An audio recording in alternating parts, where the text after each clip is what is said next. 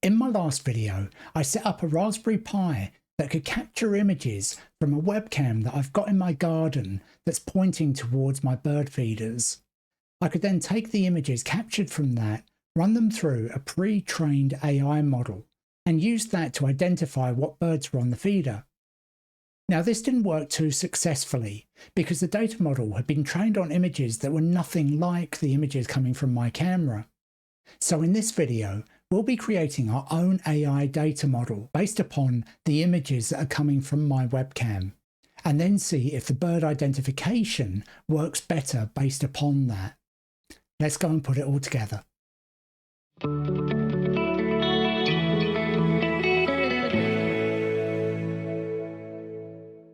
Hello once again, Pi geeks and techno nerds all around the world. My name's Jeff, and I'm an IT professional who's been in the industry for over 30 years. I've been using Raspberry Pi since they first came out, and I wanted to share with you some of the projects that I've done over the years. If you like what you see on this channel, please hit that thumbs up button, subscribe to see more, and hit that notification bell so you can be told when I put a new video out. And let me know in the comments how you get on with this project, and if you've got any ideas for projects that you'd like to see me do in the future, put those in there as well. Now, as I mentioned in the introduction, when I was capturing images from my garden webcam and running them through a pre-trained AI model that had been trained to identify different types of UK bird species, it didn't work too well. And the reason for this was that the AI model had been trained on images that were nothing like what's in my garden. They were of close-up pictures of birds in various angles, in fairly high resolution. In my case, these are coming from a garden webcam, looking at a bunch of bird feeding tubes. So the birds are actually relatively far away, so the resolution isn't as good. And as a result, the AI really struggled to match those images against what it had been trained against. To solve this, in this video, we're going to build our own AI data model, and we're going to be building it based upon the images that are going to come from my garden camera. Now, of course, you can do this with your own images and your own camera, and you don't have to use this to train an AI image about birds at all. As an example, if you had a webcam looking at your front door, you could train an AI model to start recognizing visitors such as friends, family, or even the postman, and then have it notify you as such. But let's not get too far ahead of ourselves. The first thing that we need to do to build our AI model is capture a load of images from the webcam. And this needs to show as many different birds as possible in as many different angles as possible. Now, ideally, you'd end up with 100 or 200 individual pictures of each bird species. Now, in my case, for this particular video, I'm actually just back from vacation. So for a period of weeks, the feeding tubes in my garden have actually been empty, and as such, there haven't been any birds around. Now I've refilled them again, they're starting to come back, but I'm only seeing a few species land right now. So what I'm going to be able to train against is fairly limited, but it should still be effective. Now, once you have the images, you need to load them into a piece of software that you can use to identify the birds that are within them. And we're going to use a piece of software called labelImg for this. You'll see how it works later on, but in a nutshell, you just draw a box around one of the birds and you say what type of bird it is. And as long as you're consistent with how you name the birds, everything works out well. Once we've identified all of the birds in all of our images, we can then use that to build our AI data model. And we're using a system called Tensorflow-Lite for this. Now, in order to validate our data model, we need to hold back a certain amount of the images where we've got the identified birds, so we can use that as validation data to understand how well the data model building is going. Once we've got our data model, we can then feed it brand new images and see how well it identifies the birds within them. Now, the techniques that I'm using here were based upon this tutorial about how to build your own data model for object detection. It was only made about a year ago, but I've actually found quite a lot of it is out of date. As an example, you can't install the software that it talks about directly on a Raspberry Pi 5, which is a huge problem for me. Equally, it talks about using Google Colab. Now, Google Colab is a wonderful tool that you can use to build AI data models. It's a Google resource where they effectively give you a virtual machine that also has a GPU available to accelerate all of the AI learning. Now, whereas the old TensorFlow Lite software that the tutorial was based upon would run on there about a year ago, if you try to do that now, it doesn't work. With the most recent releases of Python, the old TensorFlow Lite packages won't install on it anymore. And if I tried to install an older Python version on Google Colab, it didn't like it at all. Equally, the tool that we use to label the images in the first place has also been superseded since this tutorial was written. And I'm not particularly impressed with the new version. It saves its data in a completely different format that isn't directly compatible with TensorFlow. You have to go through extra layers of software to convert the data that it generates. And I just found that very, very clunky. So for the purpose of this, I'm actually going to be labeling the images and building my data model on my laptop. Now this is just a standard AMD Ryzen based laptop running Linux Mint. I did try to install the software on a Raspberry Pi 4 and technically that should work. However, with a 4GB Pi 4, which is what I had handy, it just kept on running out of memory when it was trying to install all of the Python resources. And since I can't install them on my Pi 5, I've had to resort to using my laptop. Now, as time goes on, I may find out better ways to do this. And if I do, I'll make a follow-up video on that. However, for the purpose of this, I'm just going to be using my laptop to do the image labeling and building the data model. And for a Pi-based channel like this, I hope you can forgive me for that. Once we have the end result, I will be using that on a Raspberry Pi 5 to actually do the bird identification. Okay, so what do we need for this? Well, I need my laptop. Well, I need my laptop for the reasons I just gave. And if you've got any PC lying around that can run Linux or Windows, then you should be able to get the software installed on there just fine. For the last part of this video, where I'm actually testing my data model and running new images through the AI, I'll be running that on a Raspberry Pi 5. And my intent is that when I eventually get to the end result of this series of videos, where I'm capturing a video stream from my garden webcam and dynamically identifying the birds in it, that I'll have that running on a Raspberry Pi 5. So it's only the initial training and building of the data model that has to be done on a different piece of hardware. Outside of that, there's no other specific hardware that you need. So let me show you how to label the images. Here, I have a terminal session on my laptop, and the first thing I need to do is to pull some code out of my GitHub repo. Here you can see the repo, and all of the code within it is based upon the code that was in that TensorFlow tutorial. There are just bits and pieces that I've had to modify here and there, but we'll go through that later. However, all you need to do is drop down the code box here, copy the URL to the repo, switch back to your terminal, and then run git clone and paste in that URL. Okay, that's all done. Now the next thing we need to do is install a very specific version of Python. Unfortunately, the labelImg software and the Tensorflow-model-maker don't work with the latest versions of Python. Instead, they'll only run against Python 3.9. Now if I run Python -- version here, I can see that I'm running Python 3.10. Now there's some great software I can install called labelImg, and this allows me to switch between versions of Python really, really easily. To install labelImg, all you need to do is run this command here: curl https://pyemv.run and pipe the result into bash. Now that's complete. It's asking us to add some lines of code into our .bashrc file.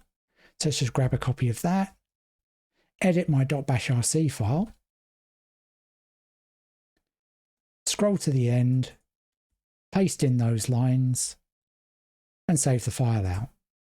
And now all I have to do is restart my terminal. Now I've got labelImg installed, I can easily install Python 3.9 with this command: labelImg install 3.9. This will now go ahead and download and install Python 3.9. The latest version is 3.9.19, so it will grab that. And that's installed successfully. Now I have this, if I check the version of Python that I'm running again, it's still currently Python 3.10. But if I run pyemv shell 3.9.19, and now I run Python ---- version, you can see that the version has switched. And indeed, I can switch back to version 3.10 by pyemv shell system. And that switches back to 3.10. So now I've got a very easy way to switch between the Python versions on my machine. Let's go back to Python 3.9. Now I have this, we can go ahead and start to install our software. So if I move into the directory that was cloned with our git command earlier, in here, I've got a file called requirements_build.txt. What I want to do first is build a virtual environment for my Python code, and then I want to install all of those requirements. So first off, we want to run python -m venv_build. And now we activate that with source venv_build/bin/activate. And you see now at the start of our prompt, we have the venv_build shown there. Now, if I run python ---- version in here, you can see that we're still in version 3.9. So now let's grab all of those requirements. You can do that with pip3 install -r requirements_build.txt. This will now go ahead and download all of the modules that we need in order to label all of our images and to build our data model. Okay, now that's all installed and our Python environment is good to go. The next thing that you're going to need to do is copy in the images that you need to label. So you want to move into the birds model train directory, and here you can see that I've already dropped in all of my JPEGs. Now these are here. All you need to do is run labelImg. The first thing you want to do with labelImg is click the Open dir button and navigate to the directory where all your images are and click Open. You then want to click on the Change Save dir button and make sure that is configured as exactly the same directory. And now I just want to keep on clicking the next image button until I find a picture with a bird in it. Now I have one. I just need to click the button that's labelled Create Rect Box and draw a box around the bird. And then I have to create a label for it to tell it what type of bird it is. In this case, it's a wood pigeon. I can then just hit the next image button and it will ask me to save that data. So I can just click yes. And now I just repeat this process for all of the images that have birds in them. Now I get to this one where there are two birds in it. So again, I'll hit the Create Rect Box button. I'll mark my wood pigeon. And then I'll click Create Rect Box again and draw a box around this other bird, which is actually a house sparrow. So now I have two different types of birds that I can identify. And again, I just move on. And I'll just need to keep on repeating this for every image. Now, as you can appreciate, this is going to take quite a lot of time. So I'll go ahead and label up all of these images and I'll come back when I'm finished. Now I'm finished. If I look at the files in this directory, I now have a number of XML files and JPG files. The XML files are there describing what birds are in each photo. I've deleted all of the photos where there were no birds in there. Now I was on vacation recently, and so all of the bird feeders emptied out while I was away. And it's taking a bit of time for all the birds to start coming back again. So what I've ended up with is a fair amount of pictures of pigeons and sparrows, but not a lot of pictures of anything else. All of the other birds that I typically get, like white doves, white-collared doves, jackdaws, starlings and such, haven't yet come back to my feeders. But that's okay. We can still see how well the model runs with the data that we have. Now I've got 189 pictures in total, which isn't a huge amount. Ideally, to train a data model, you'd want a few hundred pictures of each different type of entity that you're trying to identify. So what I really should do here is wait a lot longer, capture a lot more images, and then label those up to get a really accurate data model. However, this small set should be enough to at least get us going. Now I'm going to take a subset of these files to use for validation purposes. This is used by the model maker just to verify how well the model is going. So I'm going to take just over 40 of these images and I'm going to copy them out into the validation directory. So that's now left me with 148 images in the training directory and 41 JPEGs in the validation directory. Now let's take a look at the script that we're going to use to build our data model. The initial part of the script just imports all of the various libraries that we need, including all of the Tensorflow-model-maker libraries. After this, we just set up some logging, so if we encounter any problems, TensorFlow will log that out. We then provide TensorFlow with a data structure that contains all of our training data. So this consists of all of the images that are in our birds_model/train directory and also all of the XMLs. And we also need to provide a complete list of all of the birds that were detected within our images. Now you can see I've got more than what we identified in the couple of examples I showed before, where there was just a wood pigeon and a house sparrow. However, what I found in the images is that for robins, magpies and the other birds, I only have one, maybe two examples. So this data model is going to be predominantly trained for wood pigeons and house sparrows. But as I said before, if you've got a good number of examples of each different bird, say 100 of each, then your model will get trained really, really effectively. So I'm not expecting my data model to do terribly well, but it still should be quite effective.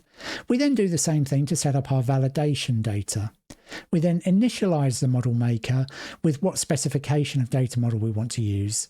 In this case, the efficient det_light0 model. After this one single line does all of the magic. This create line is what actually builds the data model in its entirety. There are two parameters here that are really significant. Batch size defines the number of sampled data that are used within each iteration, and epochs defines the number of iterations there are, or repetitions, where it goes over the dataset that it's got available. For my case, I find a batch size of 4 and epochs of 75 to be quite effective for my dataset. However, you may find that you need to tweak these a bit for your case. Once the model's finished building, we then run the validation data against it to see how well it performs, and we print out those results. We then export the data model, and we're going to call it bird_model.tflight. Now, during this exporting process, the images that we use to train the model do get compressed quite heavily, and this does reduce the effectiveness of the data model slightly. So once this is complete, we then run the validation again against the exported data model. We expect the numbers to decrease a little, but that's okay. We'll still get a good idea of how well our data model performs. So now let's go ahead and run it. Building the data model is really easy. You just run python build_model.py. Now initially this will spit out these little errors here, and this is just because I don't have a GPU attached to my laptop. If I did, then the data model would build a lot more quickly. As it stands, the limited data that I have will build in, roughly speaking, about 40 minutes. So I'm going to come back when that's finished. Okay, so now our data model is built. And if we go back and take a look at some of the stats from the validation, we can see how well it's performing. So here we can see the stats for the data model before it was exported. And overall, its confidence score in identifying stuff is only about 18%.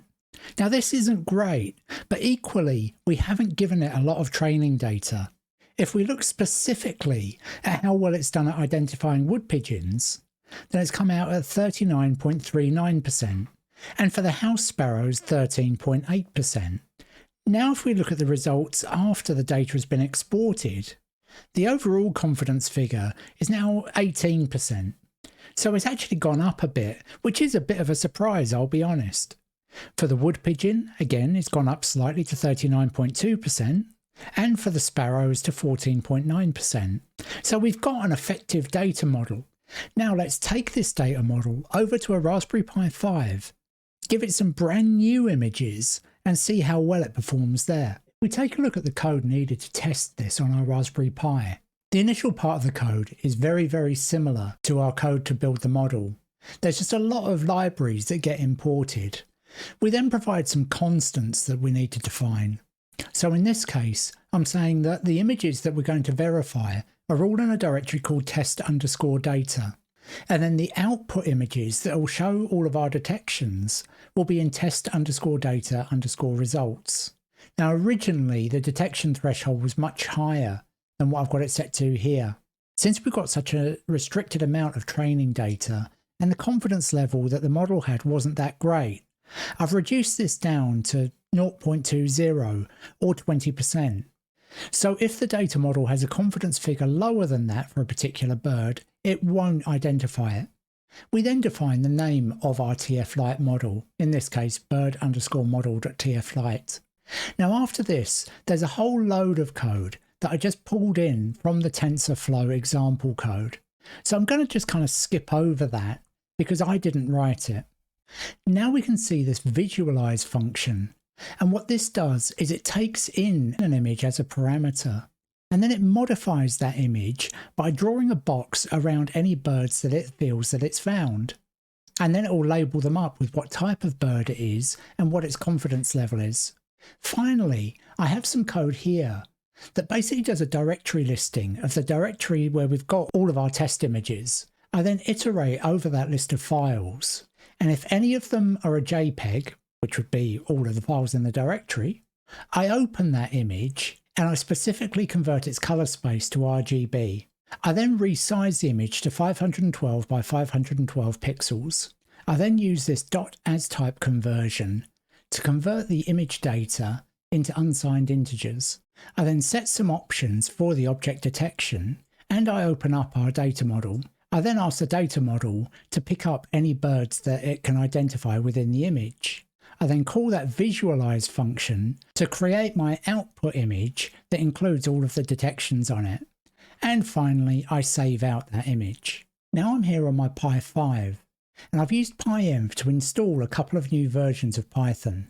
Now on the Pi 5 here, I'm using newer versions of the libraries for TensorFlow. It's been renamed as MediaPipe. And whilst I couldn't get the model maker for it to work on either my Pi or on my laptop, testing the model on here does seem to work just fine.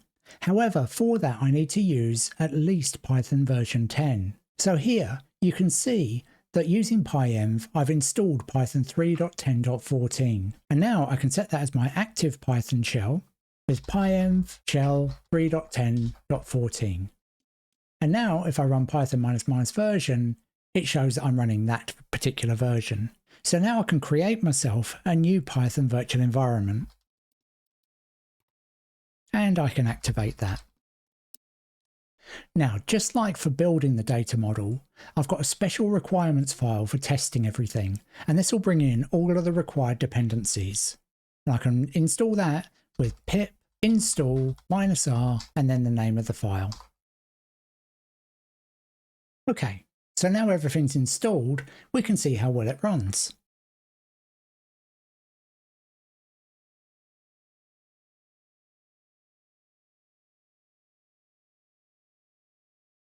Okay, that seems to have worked well. Now on this particular Raspberry Pi, I don't have a GUI on it, so I'm going to have to copy the images off onto my local box so that we can take a look at them. And now here we can see our images. Now you can see it's dropped the resolution quite significantly, so things don't look quite as clear as they did when we saw our original images. But you can pick out that it's been able to identify a wood pigeon here and a house sparrow. Its confidence levels have actually been pretty good compared to what it was doing with the validation data. And indeed, if we look at other images, it's done pretty well there as well. Now up in this corner, it thinks it's found something, when it's actually misidentified a branch. So the AI is clearly not perfect, but it's actually doing a really pretty good job. You can see in this particular image it would have had an easier time, as the pigeon is angled very nicely to be identified. So across the whole test dataset, it's really performed very, very well. I won't show you all 138, but trust me, it has identified the birds pretty well. The only exceptions being what I pointed out before, where it's misidentified branches or something as a bird. But that's only because I've set the benchmark for its confidence level very, very low at 10%. So anything right now that it identifies, even with a very low confidence score, will be flagged on the image. So what's clear from this is that the AI has worked really effectively, even though it's not been given very much training data at all.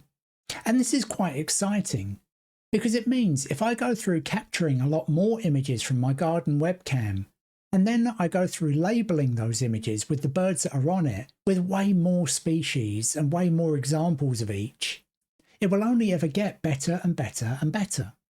So that's the next stage of this project.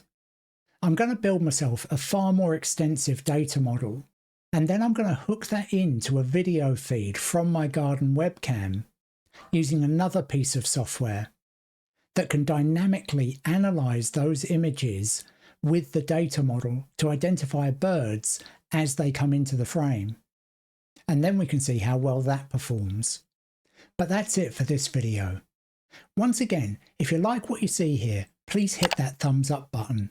Subscribe if you want to see more, including the next part of this video, and hit the notification bell so you can be told when it's out. Let me know in the comments how you get on with AI projects, and if you've got any ideas for other projects that you'd like to see me do in the future, or indeed, if you're an expert in AI and you can see things that I'm doing very, very wrong here, please let me know in the comments as well. As always, thanks so much for watching till the end, and until next time, bye for now.